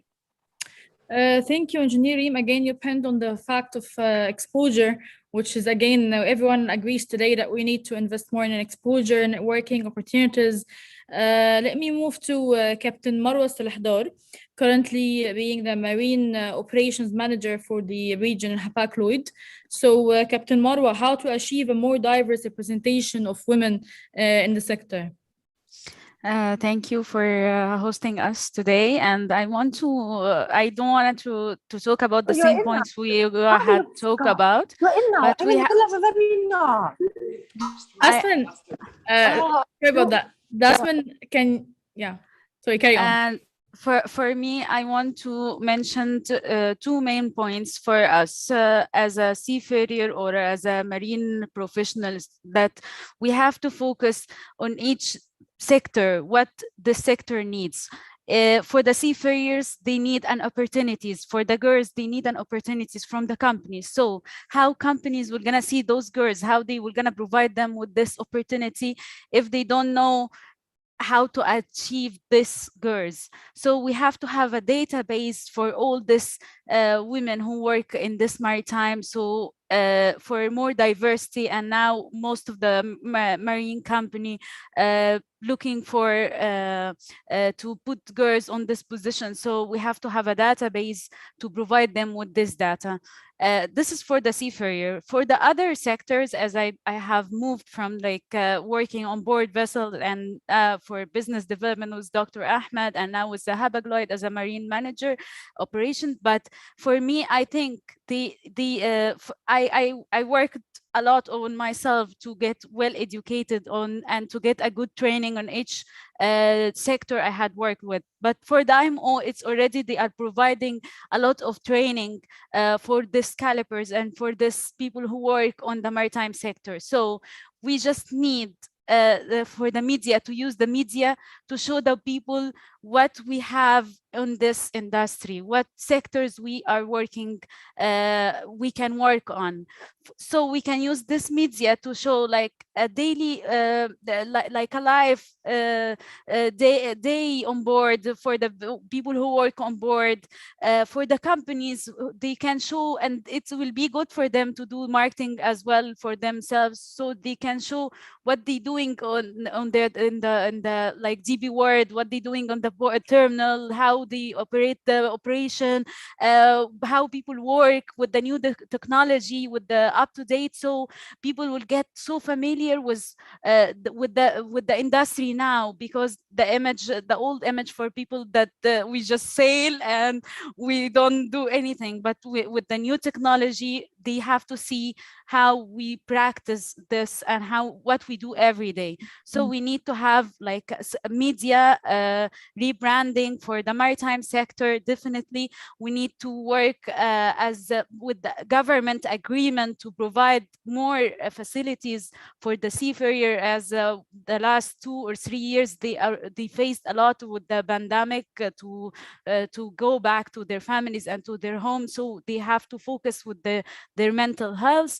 And also we have to look for like providing the training and like put it on the social media more, so people or the girls know how to get the scholarship or how to get this training that Malta providing or IMO providing. So we have to get how to access this. So for me, the media is very important now, and the opportunities from the other companies, they have to give the girls more opportunity to work on board their vessels and with the offshore also. And thank you for having me today, and looking forward to hear all the recommendations from all the panelists. Thank you. Thank you, Captain Marwa. I speak with passion, and like you're really on it. I can see it. And one of the interesting ideas that you mentioned, which is tracking the career progress, tracking the career journey of women in maritime, irrespective to the type of the profession they're having. So if we're talking about a captain, we need to track the journey of the captain aboard a vessel. If we're talking about an operation back office, we need to track how hard is this operation working 24/7, tracking, reporting here and there, responsible on a lot of hard jobs. So tracking career journey is actually a very important step to be considered as well. Moving to our last argument of today before we conclude with recommendations, basically what steps can professional women take to build their networks both locally and across our region, and why it's important. I'd like to start with Sanjam, the founder of Maritime Geo. So they can give us some sort of advices on how can females build their professional network. Thank you so much, and everybody, Sat Shri Akal, Namaste from India. I would like to thank the organizers for having me here today. It's indeed a pleasure to be here with these amazing speakers. Before I start with replying to your questions, I thought I'd like to just refer back to what Nicola said about spreading stories of women. And in COVID, we started a digital magazine called She of Change, just because we wanted to spread those stories and celebrate women's successes. Katerina referred to a woman bringing her baby to the parliament, and my story is that when I had my baby, who's now 14 and a half, and I had to get back to work, I didn't know where to leave him. So I got my baby to work every day, and it became a new normal. When customers called the office, there was a crying baby in the background, and they all knew that Sanjam has a baby who comes with her to work. And it became such a new normal that I had then friends actually get back to work and said, hey, if she can do it, I can do it too. We're two daughters in the family business. My father was always told, you poor man, you have no sons, you have only two girls. And maybe one day they'll get married and their husbands will take over the business. Well, happy to say, both of us are still in the business, just two of us right now. And we've kind of proved that trend wrong. I've had other girls who wanted to join their family businesses and were not allowed, went to their fathers and cited examples. So yes, it's so important to kind of show that these things are possible. But coming back to your question, Efat, it's very important to have networks, but it's also very important to have the right network. It's important to have those high quality networks that would help you find a mentor or a sponsor in your organization who will actually help your career path. A McKinsey study found that 50% of a company's intellectual capital is relational asset, and 75% is of the individual capital is the relationships. So leaders with the right kind of networks are definitely going to be high performers. And I see ladies shying away from getting out there. They don't attend events. They don't step up. They don't speak at meetings. They don't accept speaking opportunities because they think they are not good enough. I think you really need to put yourself out there. Believe in yourself. Step up when there's an opportunity available. Volunteer to do things that you wouldn't ordinarily do. You have to step out of your comfort zone. Otherwise, it's not going to happen. I've had females refusing, very experienced senior women refusing to speak at panels because they weren't confident enough. I think we really have to understand that unless you put yourself out there, you're not going to be able to make it.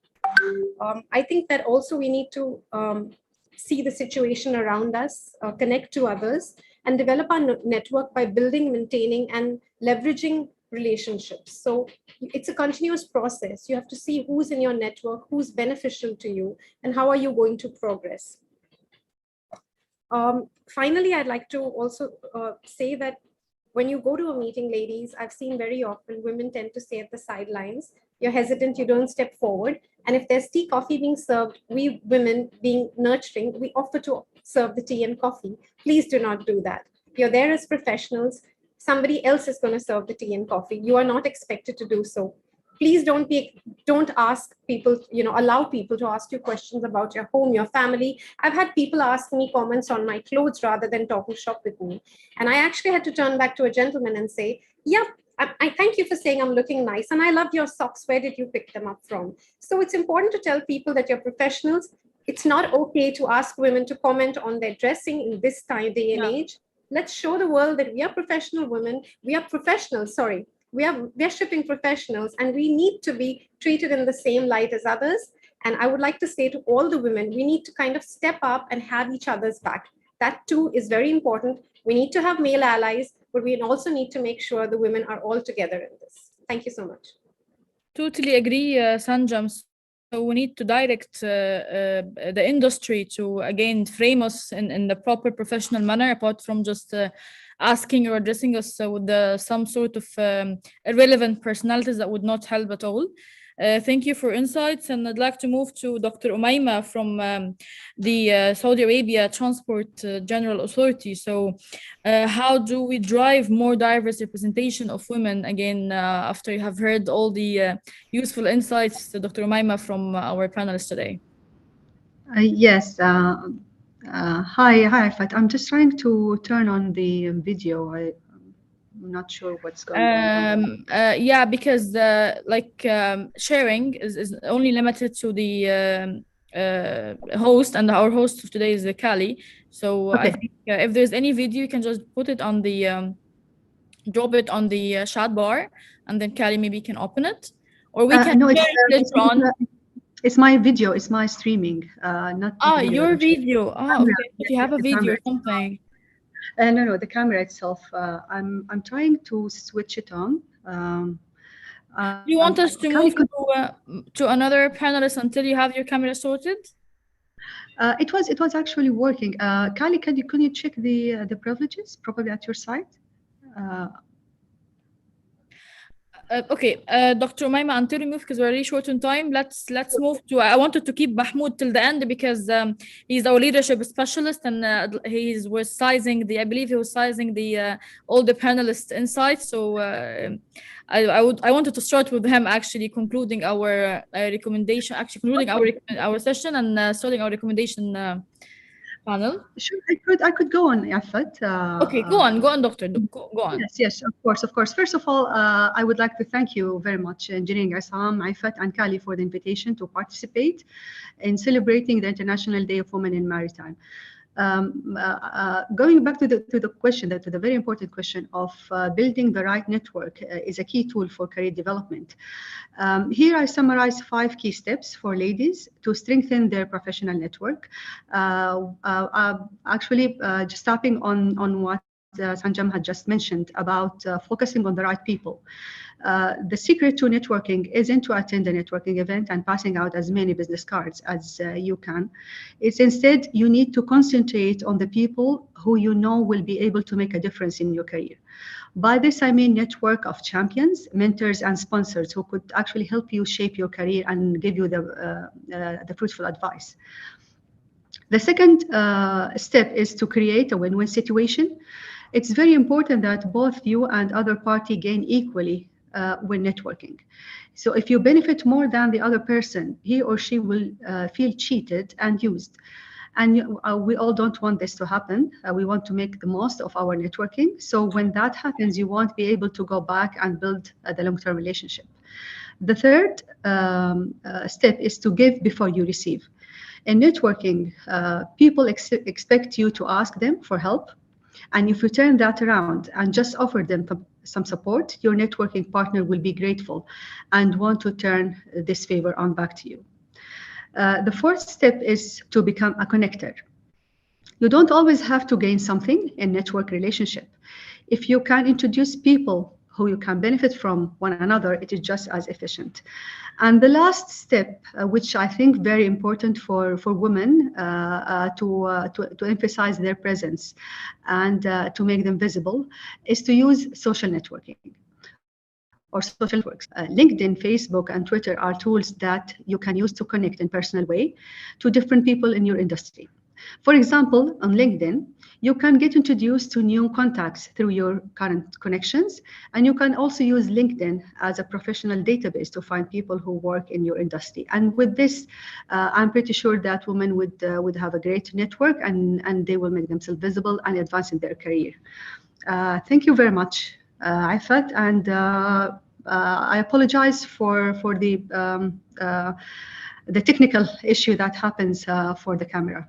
Thank you, Dr. Umayma, and your insights really appreciated when it comes to how can we take advantage of, again, the exposure. We would also keen on hearing from the government. Since we have you, we have Her Excellency Hassa Al Malik as well. It's good to send this trust vibe to all the representatives so they would know that opportunities are there, awareness will be in place, proper awareness will be in place. So let's take things in a proper manner as well. So we're coming to the recommendation session. I'd like, before we start with summarizing our recommendation and action and call to action, I'd like to conclude with Mahmoud Mansi, leadership specialist and instructor at the Arab Academy Alexander branch. Mahmoud, since you have been witnessing the panel since the beginning and sizing the insights from all the panelists in terms of issues, challenges, opportunities, how can we get there? So how do we see it? How do we see the advice that should be done to all the females to build up some sort of progressive and impactful career journey as well? Outstanding. Thank you, Afat, so much. And thank you for everyone. It's been very inspiring and informative. I would love to start by asking questions to ourselves. Should we start developing ourselves for the workforce of today or for the workforce of tomorrow? That was one of the topics I discussed in a TEDx conference in India. The work industry, most of people, we start developing ourselves for today and we forget about tomorrow and we start competing about today. Linking that to women empowerment in maritime, we're still thinking the same way. How can I empower myself as a woman in today's working environment with today's rules? Which is not, it's not a bad idea, it's not a negative thinking, but we should also integrate that to the future. Because in the future, I have better opportunities than today. That's one point. The second point, actually, I believe that women being engaged and working professionally in the maritime industry are actually making good to men, because I've been doing lots of researches lately for my maritime writings. I write for the Arab Mariner. Most of the suicide that happens in industry, it's in the maritime industry. And of course, mostly men, because most of them are men. So women, bringing women to the industry, changing the policies and updating the structure and the workflow, whether on ship or in corporate, will make a lot of difference to men and to women. So actually, males should be thankful and they should embrace having women on board, because women are going to make lots of positive and healthy changes to the work environment. Something else I have noticed, in general, the number of global researchers in women are more than men. However, in the industry of maritime, overall number of researchers,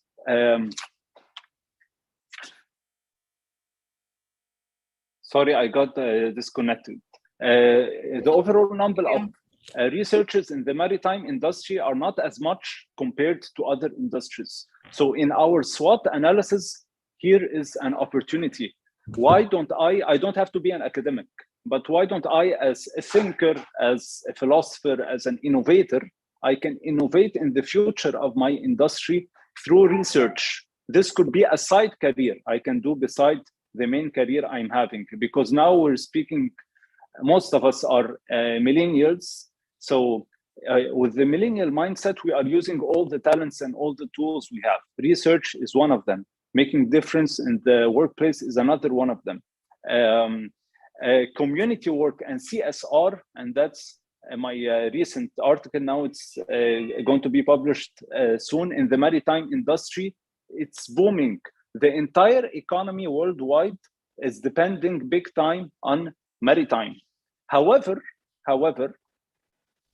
the plastic, and because of lack of awareness in sustainability, especially in the plastic industry, we're speaking about sustainable development goals number 5, but actually through sustainable development goal number 5, we are opening the gate to all the sustainable development goals. As women, we should be involved in all of these goals. So the plastic industry, in most of the pollution that affects the ocean, doesn't come from ships. It comes from home. Sorry, Mahmoud, for interruption, but let's dig into solutions. So basically, you hint on a very interesting point, which is, again, engaging females in CSRs. CSRs as well would be the doors for them to open opportunities. So what would be your advice in getting females more into corporate social responsibility, and also some sort of and research campaigns and research as well? How would you advise them?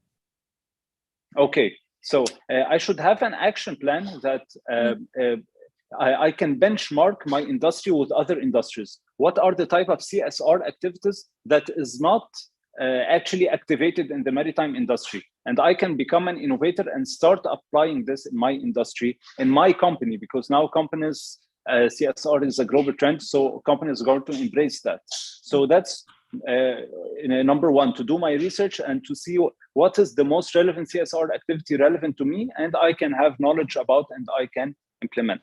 That's one thing. And back to communication and stakeholder mapping, I need to know who are my stakeholders, who are my champions of success in that, who are my partners, and we start working together. Yes, do not work alone.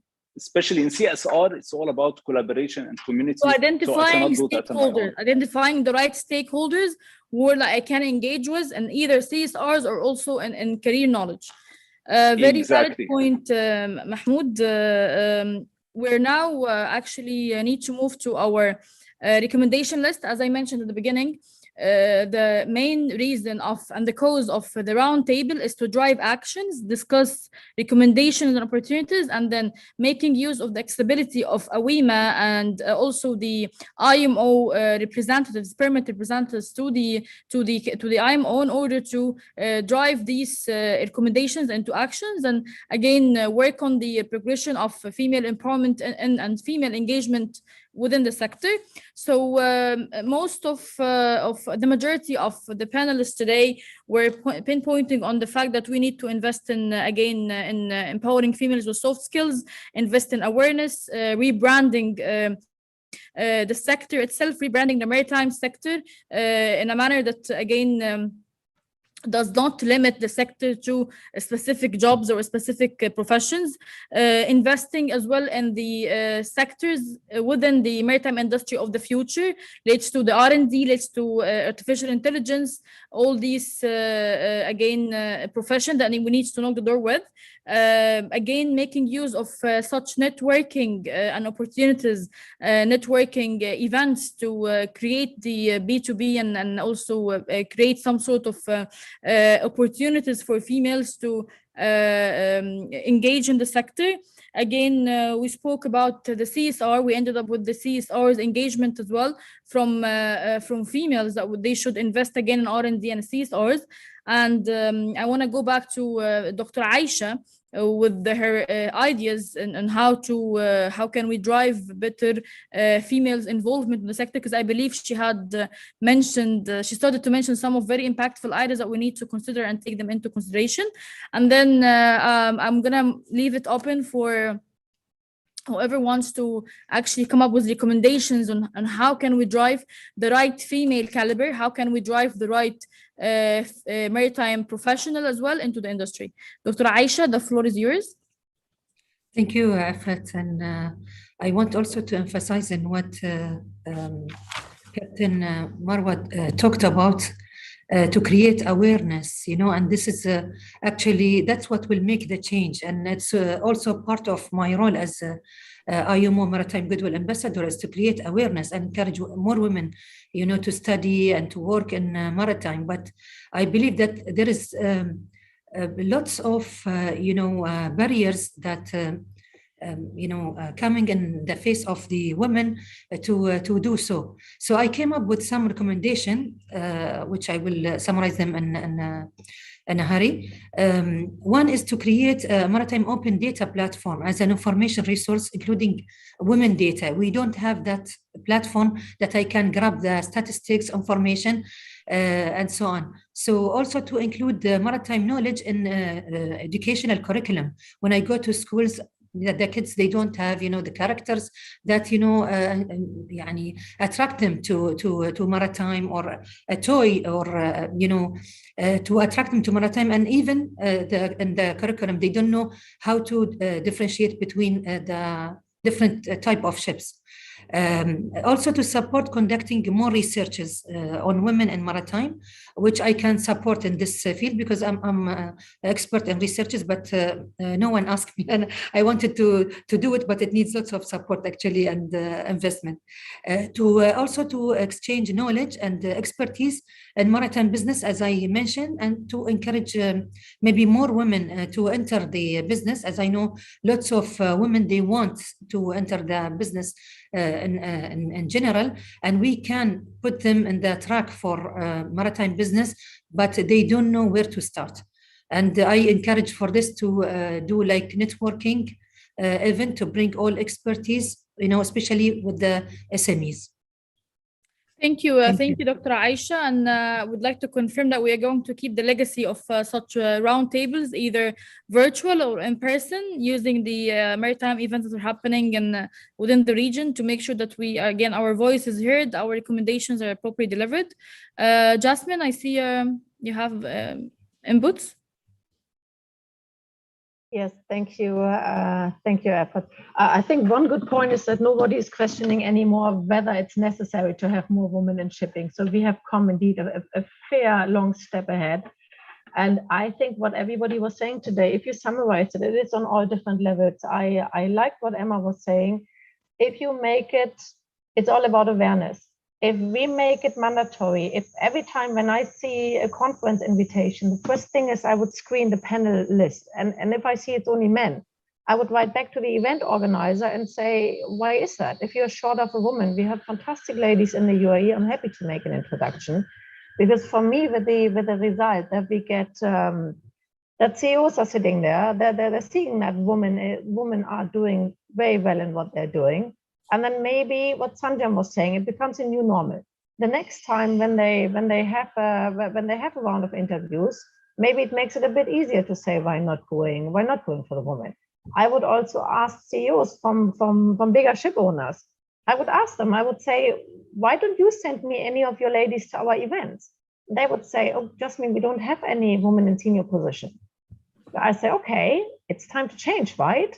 So again, where they're saying, yeah, you're right, why not? So it's the awareness is there, but then the next step, 2 years later, they still haven't got a lady in a senior position because they couldn't find one. So there is, again, of course, women, it takes some time to bring them through the ranks. On that time, I agree with Sanjam. I think HR needs to provide training courses, not just on technical issues, but a lady does not need to be asked to speak in front of 500 people, but do internal training courses. In our office, in our internal training, we make sure the juniors speak. The first time they speak in front of just their co-workers, and then they can do the next. We do training courses on networking because for certain people, it is awkward to go and just to go to somebody. So if HR would look into that, offer the right training courses, because it's easy. I see all the speaker list here, it's all very outspoken, dominant ladies. It's easy for us to say lean in, but not every personality is like that. So there to say, new company, help your female staff to stand up. Of course, the ladies need to stand up by itself, but that would be one. The moment there are more ladies in the industry, more ladies are seen, then it makes it a bit more attractive for other ladies as well to join the industry. That would be my suggestion. So literally, I'm saying from all levels. It's not just one thing that needs to be changed, it needs to come from all levels. Perfect. Callie, I shared the link with you with regards to the awareness initiative. So if you can just display it on the screen as we speak. I can see Sinem. You have a concern with regards to the recommendation? Yes, actually, I'm not really sure about the other laws, but in Turkish law, under the Turkish law, we have the term as a seaman. So we are not using a term which is covering both men and women. I'm not really sure how it's regulated under the other legislations. But in my opinion, just to have an idea about as a recommendation to use a unified term covering both men and women maritime professions in the maritime sector. So this is what I wanted to add as an input, considering now still in the Turkish law we are using seamen. Thank you.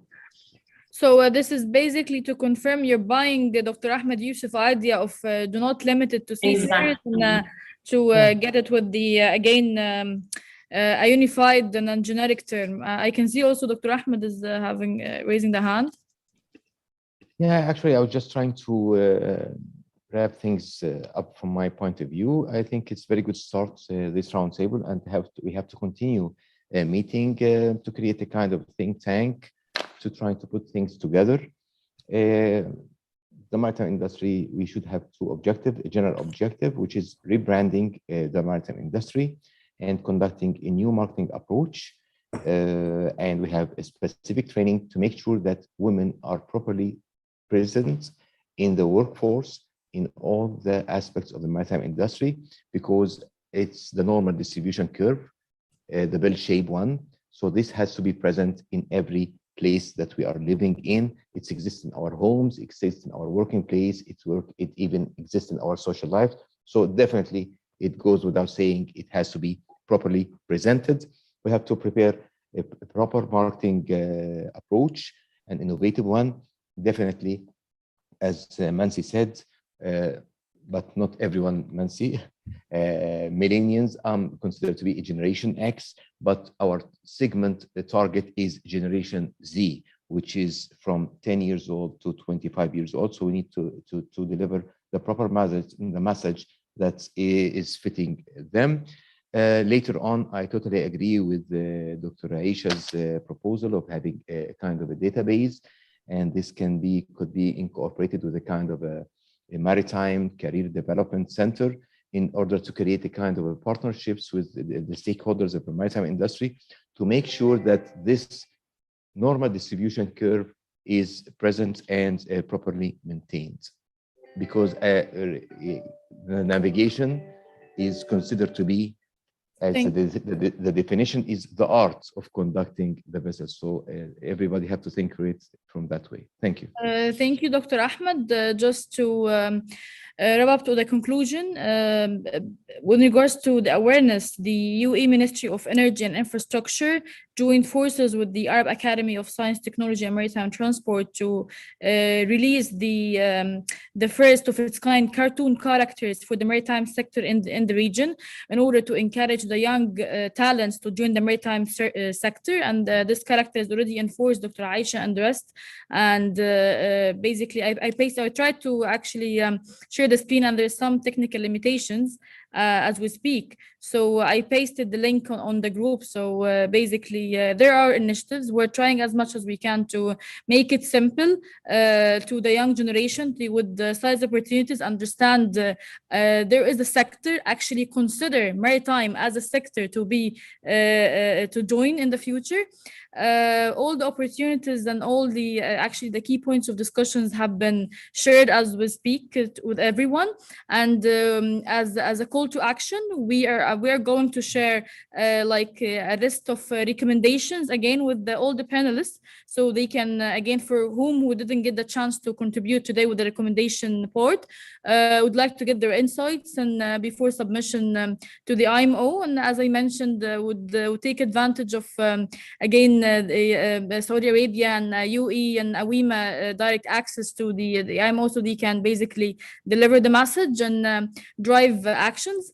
On behalf of the organizer, on behalf as well of all the parties of today, I'd like to thank all the panelists of actually giving up their time, giving us their opinions and their recommendations.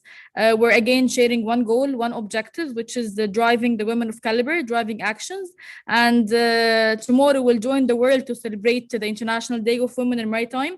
I'm sure all of you are going to join the international symposium that is organized by the IMO. Thank you so much for your time, and looking forward to see you again. Thank you. Thanks, Effat and all. And I'd also like to thank all the attendees of actually citing all their opinions in the chat and being interactive throughout the whole session. Thank you, everyone. Thank you very much. Yeah, great comments in the chat. Thank you, everyone. Thank you, everyone. See you. Bye. See you.